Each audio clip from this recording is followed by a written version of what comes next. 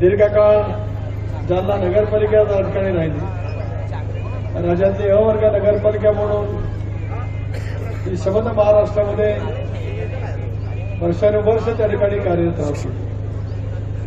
अरविंदजी तुम्ही असेल, नाजरजी काजी असाल, आपण इतकी शेरोशायरी केली की मी ठरवलं फक्त मराठी भाषेतच या ठिकाणी बोलायचं।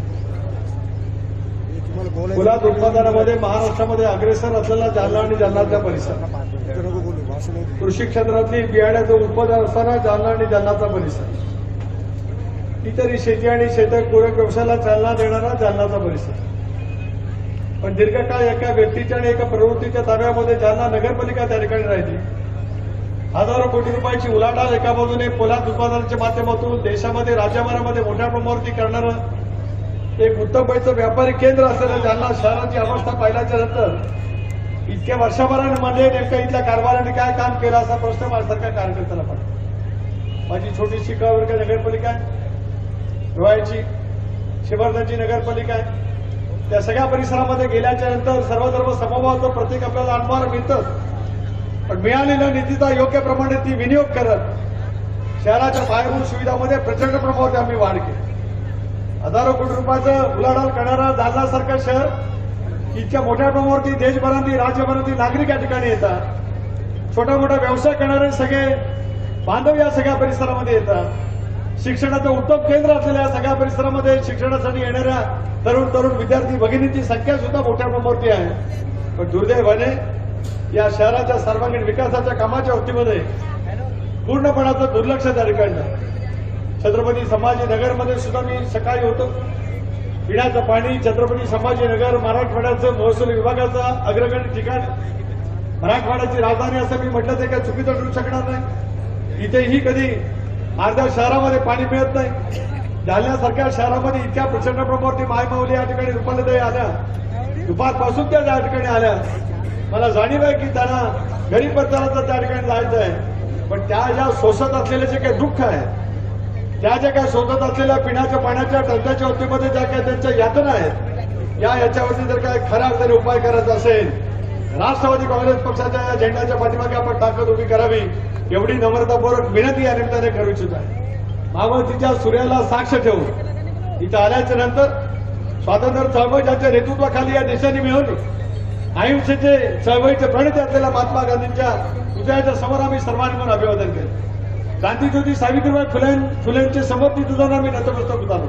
त्याचं कारण वैचारिक अधिष्ठान मनामध्ये ठेवत जालन्यासारख्या बहुधर्मीय असलेल्या या शहरामध्ये उद्याच्या दुष्काळातून काही ठोसपणाने पावलं उचलावी राष्ट्रवादी काँग्रेस पक्षाने निर्धार त्या ठिकाणी केलेला आहे।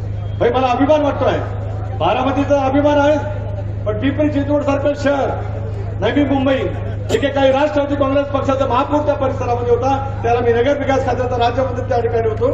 गणेश साईक राष्ट्रवादी काँग्रेस पक्षाच्या माध्यमातून नेतृत्व करत होते। पुण्यासारख्या शहरामधला जेव्हा पुण्यकरांनी अजितदादांच्या ताब्यामध्ये ते शहर दिलं, तर पुण्यनगरी सुद्धा बदललेली आपण त्या ठिकाणी पाहू शकतो। पुणे आणि पुण्याचा ग्रामीण भाग ज्याला पुणे शहरामध्ये त्या ठिकाणी समाविष्ट झाला, आज या राज्यातील सर्वाधिक पायाभूत सुविधा असलेलं शहर कोणाची ओळख आहे ते पुणे, पिंपरी चिंचवड आणि नवी मुंबईची। याचं कारण भ्रष्ट नेतृत्व, लोकाभिमुख नेतृत्व, आश्वासक नेतृत्व, कृती आणि उक्तीची सांगड घालणारं नेतृत्व जर का त्या ठिकाणी असेल तर त्याच्यातून त्या शहराचा चेहरामोहरा बदलण्याची ताकद राजकीय इच्छाशक्तीच्या माध्यमातून या ठिकाणी असते। दुर्दैवाने ज्यांना या शहरामध्ये काम करण्याची संधी जालनावासियांनी दिली, त्यांनी अल्पसंख्याक समाजाची मतं घेतली असती, आंबेडकरी चळवळीतील शांताक्षरांची मतं घेतली असती, वेगवेगळे भाषिक या शहरामध्ये धर्मीय राहतात त्यांची पण मतं मिळाली असतील, पण यांचं दुःख आणि या शहराच्या बाबतीमध्ये जे काही योगदान द्यायला पाहतं याच्याकडे पूर्णपणाचं दुर्लक्ष झालं। म्हणूनच युती व्हावी असा प्रयत्न अरविंद रावांनी त्या ठिकाणी केला। आपण स्वतंत्रपणे निवडणूक लढतो। पुन्हा एकदा आपल्या जुन्या सहकाऱ्यांनी अरविंद रावांना हाक मारली। अरविंद राव तसा बोलण्यासाठी स्पष्ट वक्ते आहे, पण अनेक वेळेला भावना प्रधान सुद्धा आहे। कुणीतरी एका व्यक्तीने हाक मारल्यानंतर अरविंदराव लगेच गेले। त्यांना असं वाटलं की चला घड्याळ्याच्या चिन्हावरती जुनी माणसं सगळी एकत्रित येतील, निवडणुकीला सामोरं जातील, पण त्यांना अनुभव आला तो बरं झालं, त्यांना अनुभव आधीच आला होता, ज्यावेळेला ते निर्वाचित झाले होते त्यापासून आला होता, पण आता दुसऱ्यांदा त्या ठिकाणी अनुभव आला। आता कोणाच्या नादाला लागायचं नाही आणि कोणी आमच्या नादाला लागू नये हे आता जालनावासियांनी या पुढच्या निवडणुकीच्या माध्यमातून त्या ठिकाणी ठरवायचं। स्पष्टपणाची भूमिका घेत एक नियत प्रामाणिकपणाची ठेवत शहराच्या सर्वांगीण विकासासाठी ज्याला आपण एकत्रित येतो शहरवासींच्या समोर मी आज दादांचा चेहरा घेऊन त्या ठिकाणी जातो आहे. आपण स्थानिक उमेदवार सगळे राहणारच आहात पण आपल्या पाठीमागे एक शक्ती उभी आहे. अभिसरण करण्याच्या बाबतीमध्ये असेल वेगवेगळ्या पायाभूत सुविधामध्ये देशाचं एक विकसित राज्य म्हणून महाराष्ट्राला पुढे नेण्याच्या बाबतीमध्ये असेल मला अभिमान आहे. सर्वाधिक अर्थसंकल्प राज्याच्या निर्मितीपासून जर काही कुणी मांडला तर तुमचे आणि माझे नेते असलेल्या अजितदादाने या राज्याला सर्वाधिक अर्थसंकल्प त्या ठिकाणी सादर केला. आणि आपण या ठिकाणी म्हणाल लाडकी बहिणी योजना राज्याच्या अर्थसंकल्पामध्ये अजितदादांनी त्या ठिकाणी म्हणा अनेकांनी विरोध केला की लाडकी बहीण योजना जर काही राबवली गेली राज्य कर्जबाजारी होईल पगार देण्यासाठी त्या ठिकाणी पैसे राहणार नाही विशिष्ट दरम्यानच्यासाठी योजना राबवली जात आहे. पण हा शकुंतलाताई या ठिकाणी उपस्थित आहेत पक्षाच्या त्या वरिष्ठ नेते या ठिकाणी आहेत राज्यातल्या 2,35,00,000 सर्व धर्मीय सर्व समाजाच्या माझ्या मायमाऊलींच्या खात्यात दर महिना 1,500 रुपये त्या ठिकाणी पोच केले जातात.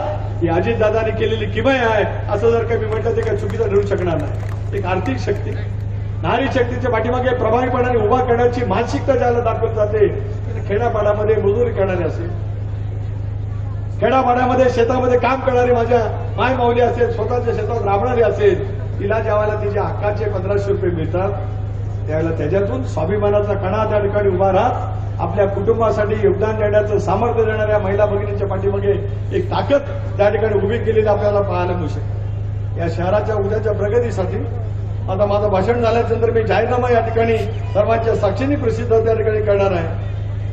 नळाचं पाणीचा प्रश्न आहे शहरामध्ये आल्याच्यानंतर आमच्या शकुंतलाताईंना वाटलं की आम्हाला त्या ठिकाणी चहाला बोलवावं. दीर्घकाळ त्यांनी नेतृत्व केलंय त्याच्यामुळे त्यांच्या आजूबाजूचा परिसर तरी स्वच्छ असेल अशा भ्रामक कल्पनेमध्ये आम्ही सगळेजण तिथे चहाला गेलो. पण आजूबाजूचा परिसर पाहिल्याच्यानंतर या शहरामध्ये असलेलं दुर्दैवी व्यवस्था या शहराच्या दृष्टिकोनातून चोखपणाने कारभार करणारे कारभारी त्या ठिकाणी असल्याशिवाय या शहराच्या या फेरबदलाची चुडूक उद्याच्या भवितव्यामध्ये आपल्याला कधी पाहायला मिळू शकणार नाही. प्रकारीच्या शक्तीच्या बळावर आम्ही या ठिकाणी आलो.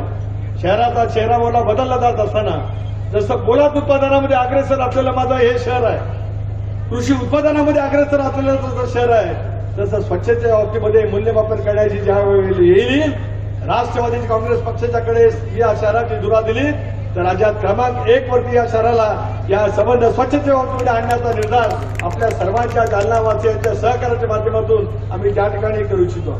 अशा अनेक बाबी करायच्या शहरामधल्या उघड्यावरची मास्कबंदी असेल भूमिगत आधुनिक गटाराची योजना असेल महात्मा फुले मार्केटची नव्याने आधुनिक बांधण्याची इमारत त्या ठिकाणी करायची असेल इथल्या नाट्यगृहाच्या बाबतीमध्ये असेल ही संतांची भूमी कलाकारांची भूमी वेगवेगळे आशय मनामध्ये ठेवत अनेक विषयांच्या वरती प्रावीण्य दाखवणारी या सगळ्या भूमी यांच्यासाठी आवश्यक असणाऱ्या सगळ्या पायाभूत सुविधा राष्ट्रवादी काँग्रेस पक्ष नेत्याने केल्या.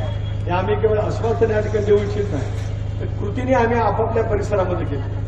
मुद्दामून त्या 3 महानगरपालिकेचा उल्लेख त्या ठिकाणी केला.